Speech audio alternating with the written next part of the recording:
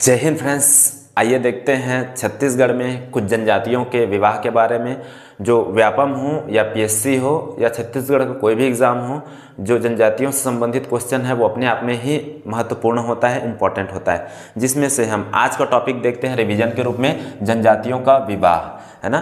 तो जनजातियों का विवाह हम देखते हैं तो इसमें जो पहला जनजाति आता है होता है अबूझमाड़िया। अबूझमाड़िया, ठीक है, पहला जनजाति हो जाएगा अबूझमाड़िया।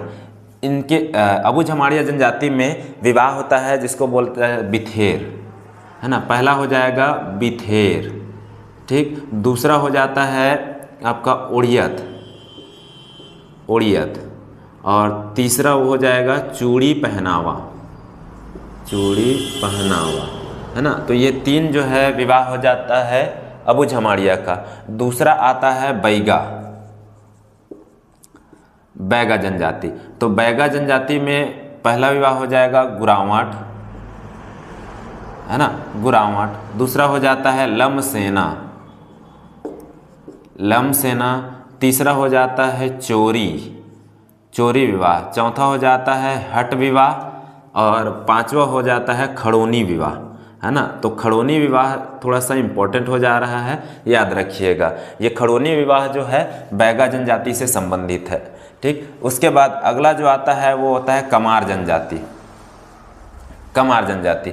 तो कमार जनजाति में विवाह को बोला जाता है पैठू, पैठू। और दूसरा होता है उड़हरिया, ठीक है, पैठू और उड़हरिया। ये दोनों विवाह होता है कमार जनजाति का। हम पहले ही बता चुके हैं कि ये सभी चीज़ें हैं, ये रिवीजन के लिए पढ़ रहे हैं ताकि जो एग्ज़ाम आ रहा है ना उसका तैयारी हम अच्छे से कर सके, है ना। तो चलिए अगला है कमार के बाद आता है विरहोर, विरहोर। विरहोर के लिए है ढूंकू,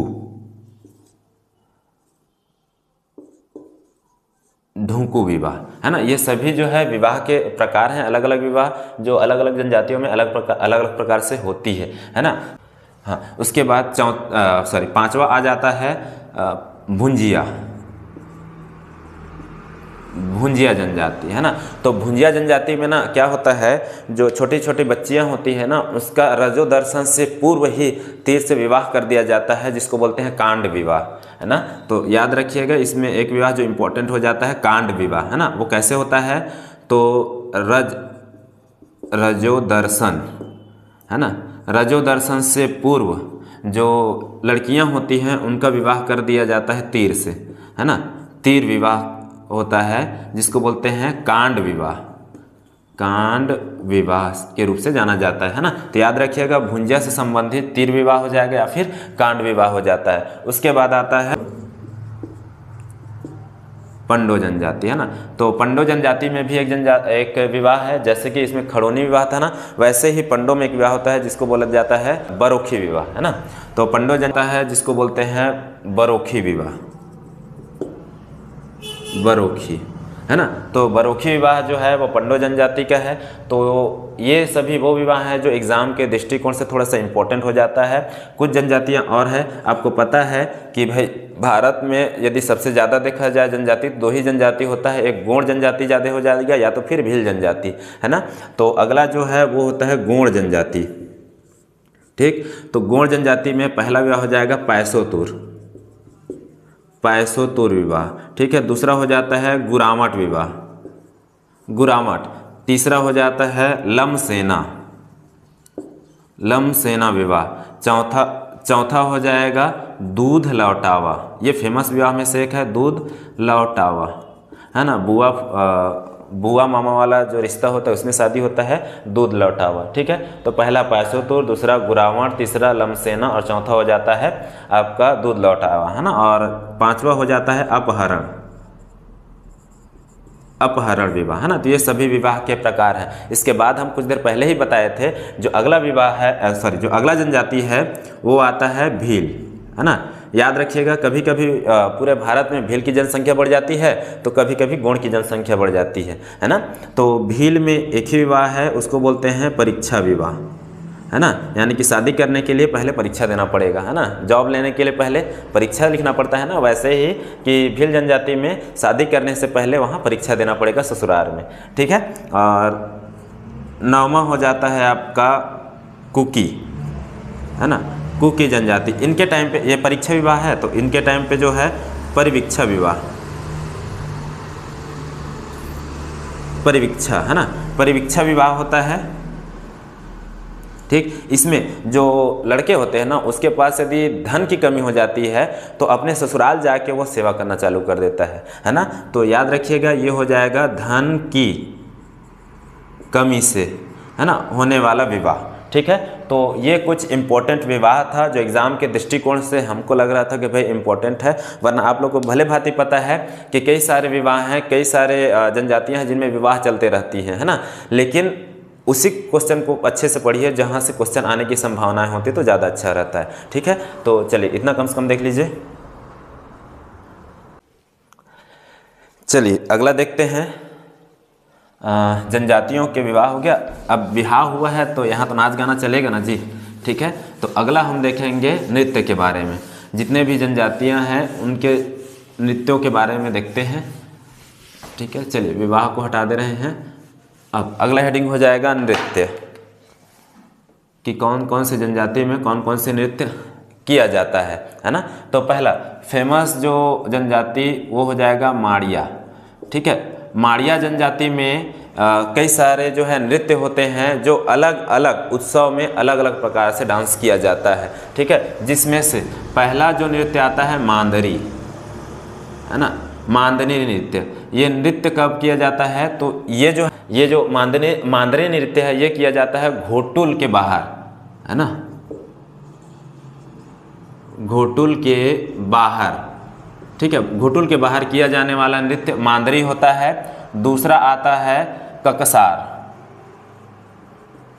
ककसार, है ना, है ककसार जो माड़िया जनजाति का है। ये लिंगोपेन को खुश करने के लिए, लिंगोपेन, है ना, लिंगोपेन को खुश करने के लिए ये नृत्य किया जाता है ककसार। उसके बाद तीसरा आता है एबाल तोड़, एबाल तोड़, है ना। एबाल तोड़ जो नृत्य है ये किया जाता है अंगादेव की पूजा के लिए, है ना, अंगादेव की पूजा।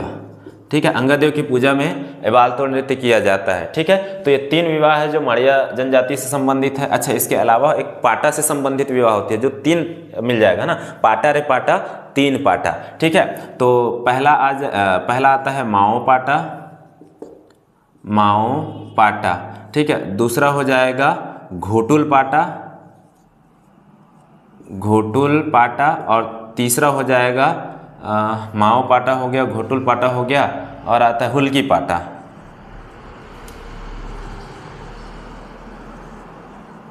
हुल्की पाटा, है ना। ये 3 पाटा है, जिसमें से माओ पाटा को यदि हम देखते हैं तो ये होता है शिकार नृत्य, है ना, शिकार नृत्य कहलाता है माओ पाटा।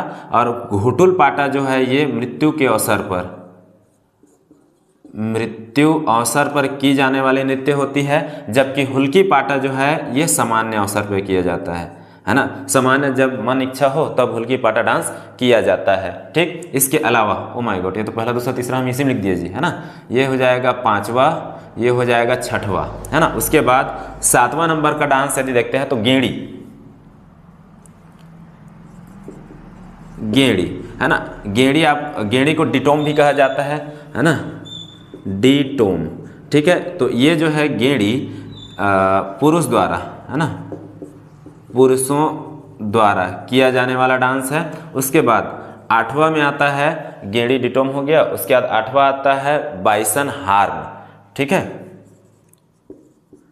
बाइसन हार्न, या फिर इसी को बोला जाता है गौर नृत्य।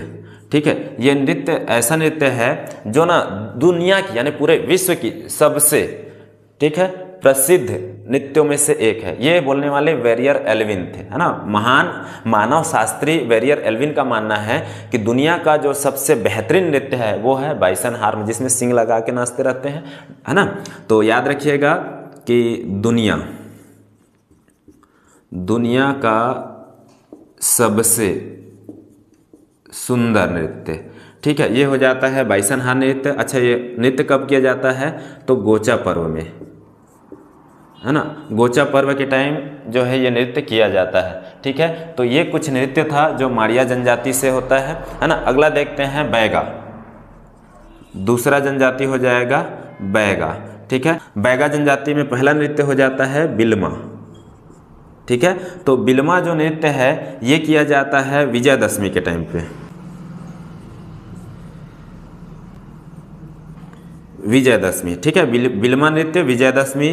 दूसरा आता है सैला, है ना। सैला नृत्य ये लोग जो है ना दिवाली के अवसर पर करते हैं, दिवाली, है ना। और तीसरा हो जाता है कर्मा।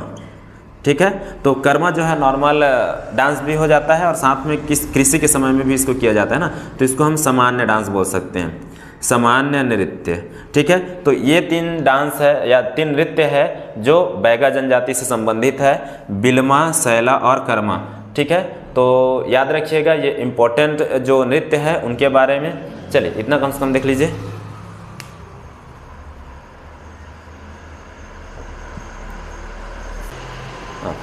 चलिए आगे देखते हैं। बैगा तक हो गया है, तीसरा है ना।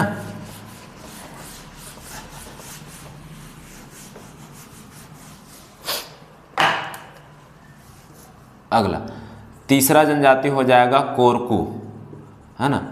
कोरकू हम जानबूझ के उतना ज़्यादा इसमें भर नहीं रहे हैं ताकि आप जो है ना इसको अच्छे से पढ़ते रहिए। ठीक है, वरना क्या है कि ज़्यादा भर देते हैं, छोटा छोटा दिखाई देने लगता है, इसीलिए हम क्या कर रहे हैं इसको थोड़ा सा बड़ा बड़ा लिख रहे हैं, है ना। तो कोरकू जनजाति, इसमें पहला जो नृत्य होता है वो होता है थापटी, है ना। थापटी नृत्य ये किया जाता है बैसाख माह में, बैसाख माह। ठीक है, बैसाख माह का होता है। उसके बाद डोंडारी, है ना। दूसरा हो जाता है डोंडारी जो है होली, होली के समय, है ना, होली के टाइम में ये नृत्य किया जाता है जो कि होली समय किया जाता है। तीसरा हो जाता है ढांढल, ढांढल, है ना। ये जो है कोई विशेष इसका उद्देश्य नहीं है, बाकी याद रखिएगा कोरकू जनजाति में थापटी, डोंडारी और ढांढल नृत्य किया जाता है। ठीक है, चौथा अगला आता है उराव जनजाति, है ना। उराव जनजाति में आपको फेमस नृत्य पता होगा सरहुल, सरहुल, है ना। सरहुल नृत्य कब किया जाता है, जब सरई पेड़ में ना शुरू में फूल आया रहता है तो लोग क्या है खुशी मनाते हैं। ठीक है, तो सरई वृक्ष में फूल आने पर, है ना, सरई वृक्ष में फूल आने पर सरहुल नृत्य किया जाता है। ठीक है, चलिए अगला जो आता है वो होता है कंवर, है ना।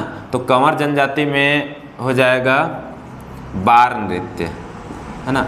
बार नृत्य जो है सामान्य अवसर पर, है ना, सामान्य अवसर पर यह नृत्य किया जाता है जिसको बार नृत्य बोला जाता है। उसके बाद छठवा हो जाएगा आपका, कंवर हो गया, उराव हो गया, डोरला, है ना। छठवा हो जाता है डोरला। ठीक है, डोरला है ये पैठुल नृत्य होता है इनमें, पैठुल नृत्य, है ना। पैठुल नृत्य ये जो है विवाह के अवसर पर, है ना, विवाह के अवसर। ठीक है, विवाह के अवसर पर किया जाने वाला डांस है, नृत्य है। उसके बाद सातवां है ये आता है कोरवा, है ना, कोरवा जनजाति। तो इसमें जो है डांस होता है दम नच, दम नच। ठीक है, ऐसा माना जाता है ये सबसे खतरनाक और भयावह नृत्य है। ठीक है, तो याद रखिएगा खतरनाक, खतरनाक या फिर भयावह नृत्य। ठीक है, तो कोरवा जनजाति में दमनच नृत्य है और खतरनाक या भयावह होता है। अगला जो आता है उसका नाम है धुरवा। ठीक है, आठवां हो जाएगा धुरवा, है ना। धुरवा जनजाति, इसमें विवाह होता है सैन्य को लेके, ठीक है, जिसको बोलते हैं परब नृत्य। ठीक है, क्या हो जाएगा परब नृत्य, ये होता है सैन्य नृत्य। ठीक है, सैन्य नृत्य हो जाता है परब नृत्य। ठीक है, सेना जो लोग होते हैं उनमें यह नृत्य किया जाता है। ठीक है, अगला लास्ट में आता है भारिया, भारिया, है ना। इनका जो नृत्य होता है वो होता है भड़म। ठीक है, इनका जो नृत्य है ये भड़म कहलाता है और ये सबसे लंबे समय, है ना, तक चलने वाली नृत्य। ठीक है, तो याद रखिएगा सबसे लंबे समय तक चलने वाली नृत्य को भड़म कहते हैं, जो भारिया जनजाति का है ना। सैन्य नृत्य यदि देखते हैं तो परब होता है ना, सॉरी सैन्य सेनाओं के लिए जो नृत्य है वो परब होता है ध्रुवा जनजाति के लिए, है ना। कोरवा के लिए दमना जो सबसे खतरनाक हो जाता है, और सबसे सुंदर यदि हम देखते हैं तो बाइसन हॉर्न या फिर गौर नृत्य होता है, जिसको वेरियर एल्विन ने भी प्रोत्साहित किया है। ठीक है, तो ये रहा आज का क्लास। आज की क्लास यहीं तक रखते हैं। जय हिंद।